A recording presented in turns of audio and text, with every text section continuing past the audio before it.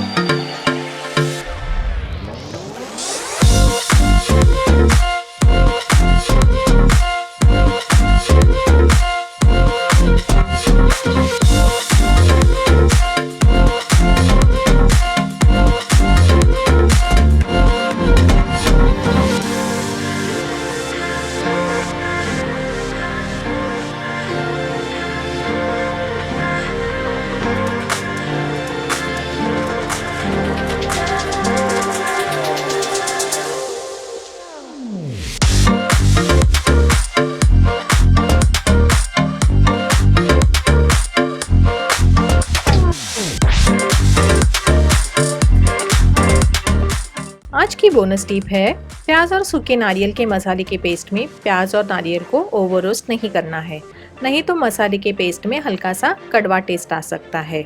आपको ये वीडियो अच्छी लगी हो तो इसे लाइक कीजिएगा और मुझे कमेंट में जरूर बताइएगा। और आप इस चैनल पे नए हो तो इसे सब्सक्राइब करना मत भूलिएगा।